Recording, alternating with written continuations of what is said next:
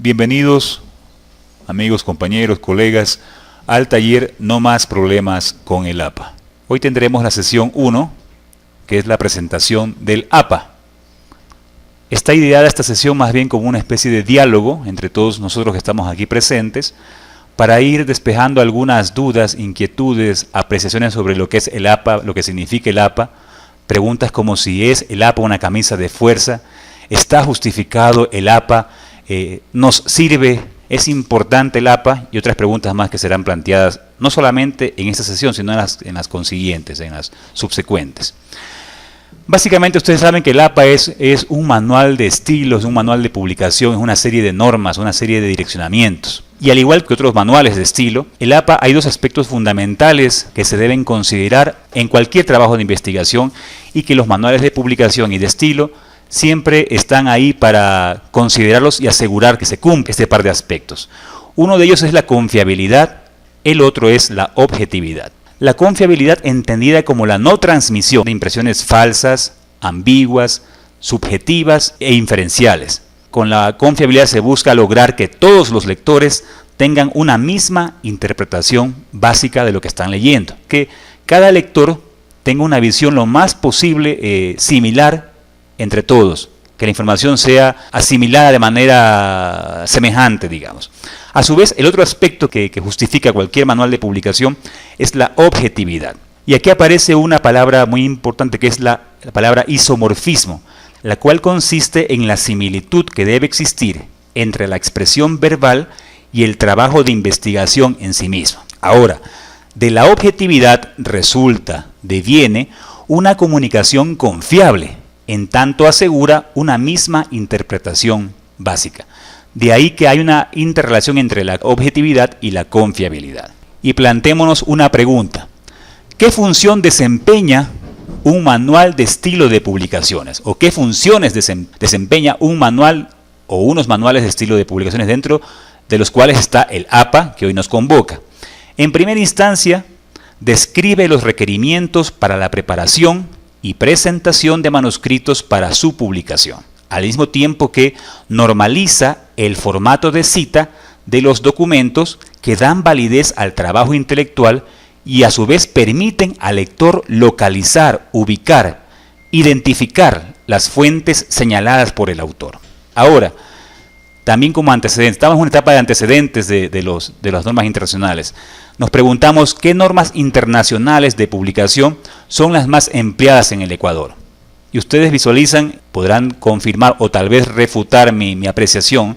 Esta es una apreciación personal en base a nuestra experiencia aquí en la empresa, pero los formatos más utilizados en el Ecuador, en las universidades ecuatorianas, son las que visualizamos en la pantalla.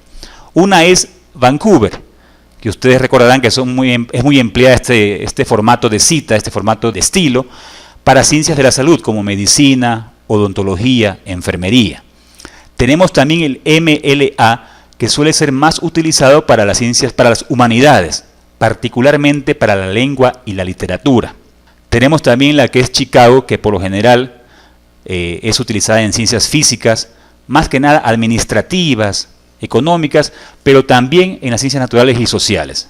En base a nuestra experiencia aquí en la empresa y personal, suele ser más utilizado para ciencias administrativas, economías, ciencias exactas, y se caracteriza, ustedes recordarán, por las citas a pie de página, que suele ser su característica más evidente.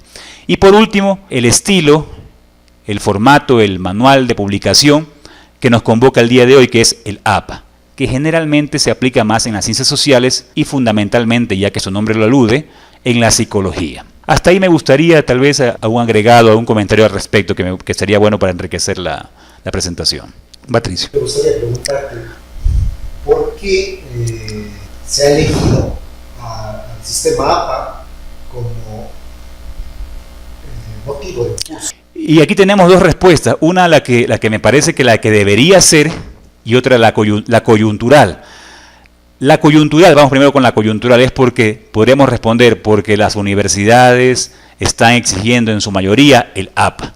Sin embargo, esa respuesta no debería ser la única, digamos, no debería ser la más válida.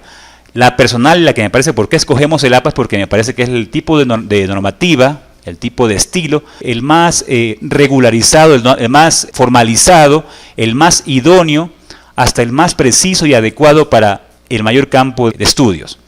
Me da la impresión que, por ejemplo, me resulta, a mí personalmente, cuando leo un artículo que está en formato APA, es mucho más fácil entenderlo, mucho más fácil adquirir, captar las ideas y las referencias que uno de Vancouver, por ejemplo, donde hace un rato conversábamos con Wilson, de que el Vancouver generalmente uno está leyendo y cuando quiere ver la referencia tiene que irse al final de la referencia, al final del texto, para ver de qué fuente fue extraída esa información. A su vez, el Chicago, uno está fascinado leyendo un buen artículo y tiene que remitirse al pie de página para saber de qué fuente proviene tal información. En cambio, el APA tiene sus particularidades que te permite una fluidez mayor en la lectura y una precisión en la exposición de los hallazgos de la investigación, etc. Entonces yo considero que hay ambas vertientes, hay ambas condiciones. Bueno, entraremos un poquito más cuando hablemos de la importancia del APA. A su vez, planteemos lo que es la definición del Manual de Publicaciones APA. Este es un conjunto de estándares creados por la Asociación Psicológica Americana con el objetivo de agrupar la manera en la que se presentan los trabajos escritos a nivel global, diseñados particularmente para proyectos de grado o cualquier clase de documento de tipo investigativo, ¿no? Ahí comenzamos también a responder a la pregunta que nos hacía Patricio hace un momento. Es esta idoneidad, esta aplicabilidad del manual APA para cualquier tipo de investigación. Su adaptabilidad es fundamental. Entonces, quiero que ustedes se vayan percatando de que no es la obligatoriedad proveniente de las universidades o de algún tipo de injerencia a nivel internacional que nos condiciona para que sigamos una normativa extranjera como el APA, sino realmente sus particularidades hacen que sea bastante idóneo su uso, ¿no? A su vez, planteemos la pregunta, ¿qué es el APA? Y podemos responder que el APA es un manual de publicaciones que ha dejado de ser, por necesidad, un simple conjunto de reglas de estilo para pasar a convertirse en una fuente de autoridad en todos los aspectos de la escritura académica, la cual incluye desde la ética para la reproducción de publicaciones hasta los criterios para la elección de palabras que disminuyan de la manera más efectiva las discriminaciones en el lenguaje. Este debe ser un instrumento para que el objetivo último, el fin último de toda investigación, que es el conocimiento, la verdad, los hallazgos, los resultados, pueda realmente concretarse. Y para eso es que fundamentalmente sirve el APA. Ha sido constante la pregunta que personalmente me he hecho, ¿es realmente importante el APA? O sea, ¿realmente la normativa nos sirve? O como decíamos desde el principio, es solamente un conjunto de normas que nos han sido impuestas.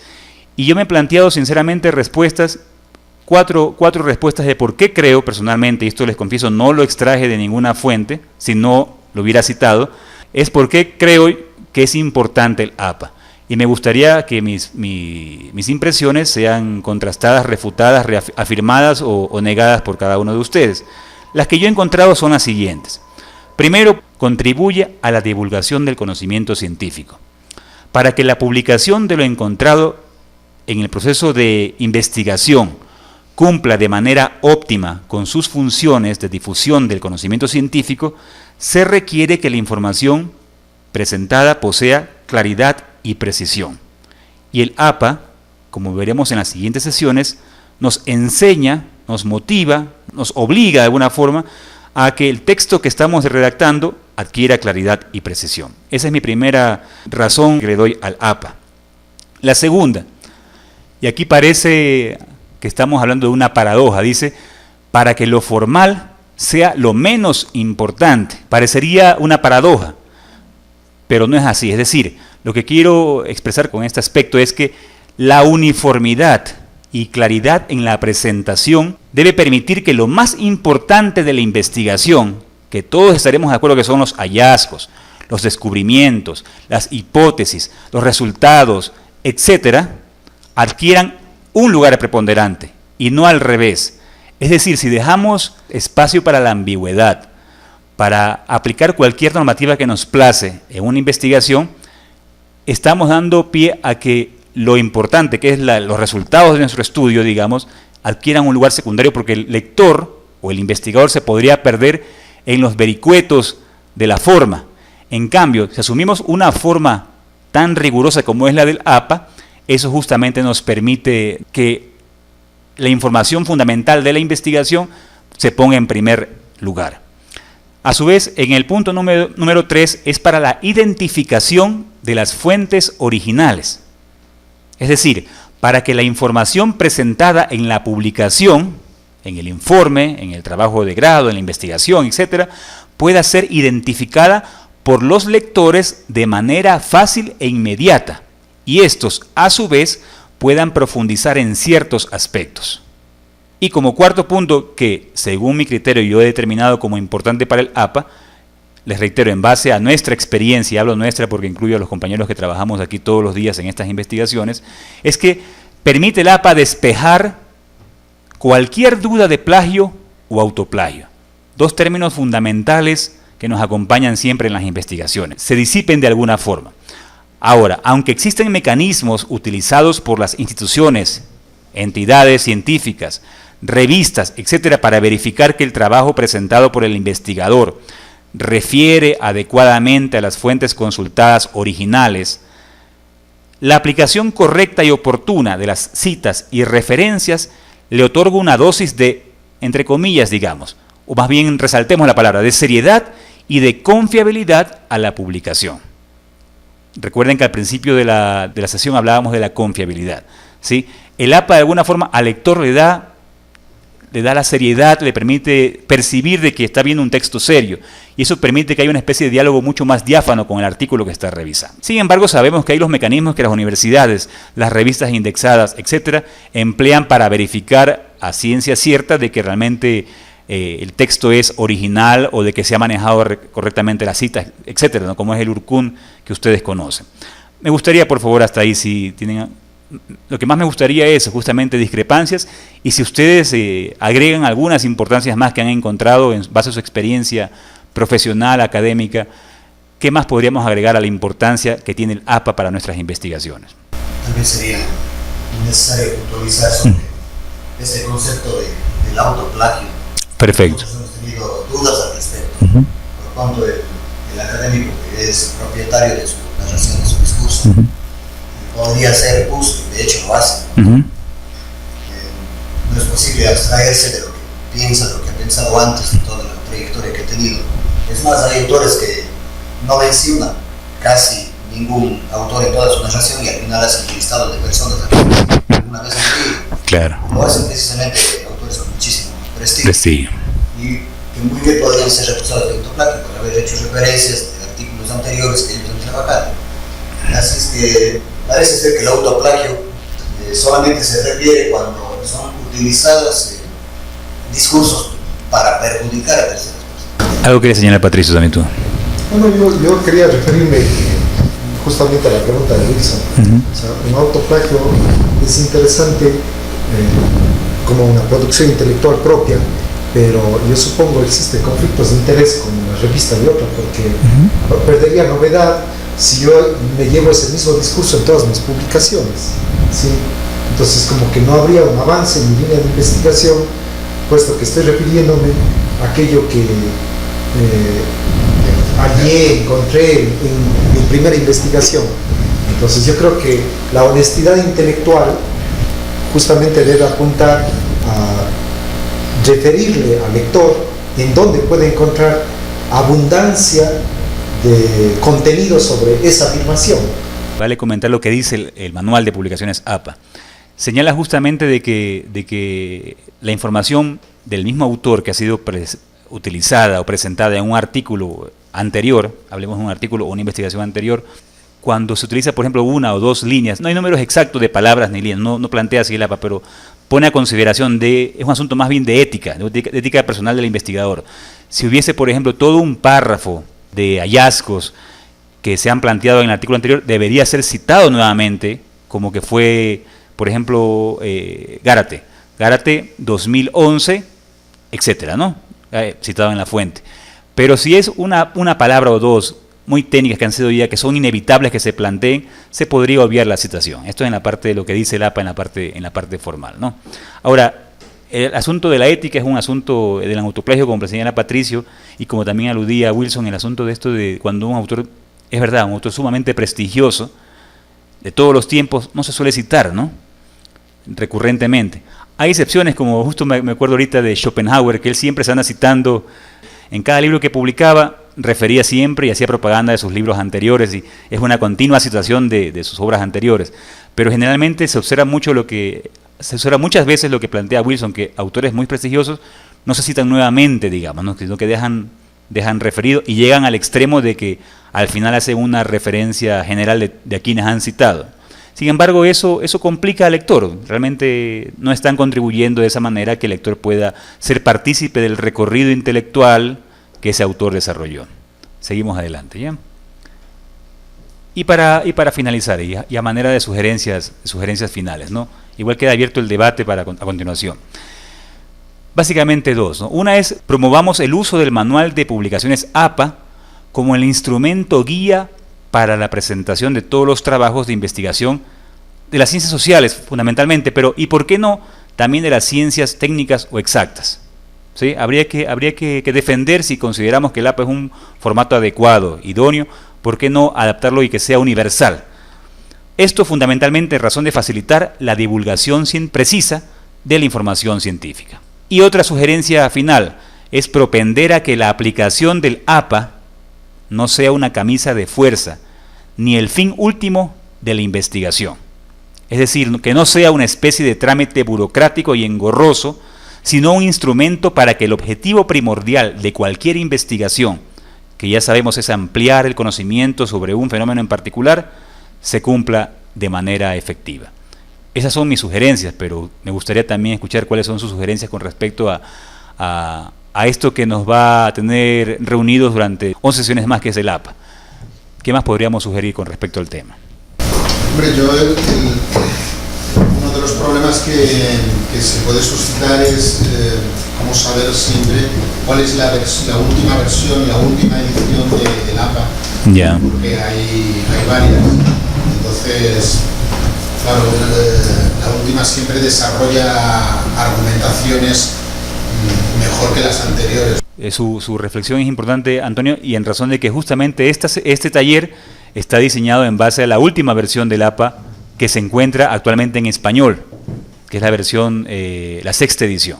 Sabemos que hay una séptima edición, pero eso está todavía, estuve investigando y no aparece una versión completa, cabal, estructurada como la que tenemos en la sexta edición. Entonces está todavía como una especie de promesa incierta la séptima edición, ¿no?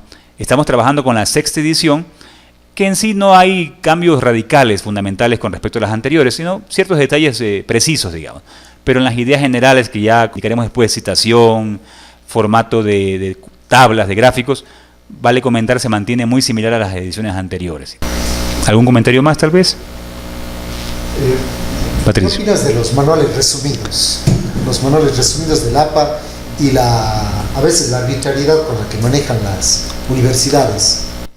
Es justamente el problema que estamos percibiendo, es decir, nosotros como investigadores y como parte de este taller, yo partía invitando, o más bien ahorita decía invitando, es que hay que promover justamente en las universidades de que no se haga una adaptación en cada universidad de lo que es el APA, sino que más bien sea una cosa uniforme, que todas las universidades, todos los centros de estudios, los colegios, apliquen un solo formato, digamos, ¿no? Si el APA señala, por ejemplo, de que no tiene que ir numeración, o más bien deja eso a criterio del investigador, que se maneje ese solo formato, digamos, el tipo de letra, etcétera. Y ahí justamente respondo a lo que pregunta Patricio, ¿qué opino sobre eso? Me parecen adecuados porque dan una versión resumida y precisa de aspectos puntuales que son mayormente utilizados, digamos. O sea, estas versiones resumidas de la Universidad Javeriana, de cada universidad colombiana, de cada universidad ecuatoriana sobre la versión del APA, podrían servir mucho. Creo que en el 90% coinciden con lo que dice el manual que he estado revisando, pero también dejan mucho espacio a la contradicción, a la arbitrariedad.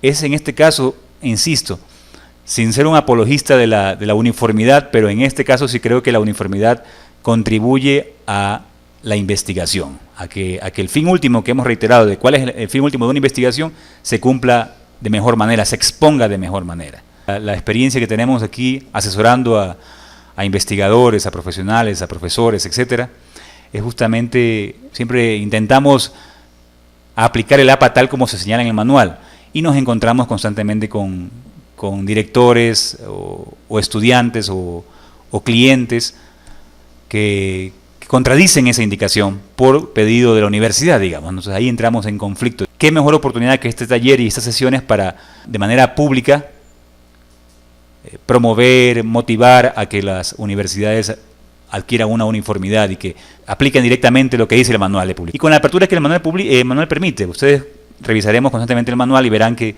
no es una camisa de fuerza como se pretende señalar, ¿no? Da mucho espacio para el criterio del investigador. No da espacio para la ambigüedad, sí para el criterio del investigador. Damos entonces finalizado esta sesión y los invitamos para la sesión 2, que será justamente, ya entraremos ya en práctica, serán los tips prácticos para la redacción académica, una primera parte. Hablaremos sobre la extensión, la continuidad en la presentación y la fluidez en la expresión. Muchas gracias por su asistencia y por sus preguntas. Damos por finalizada esta sesión.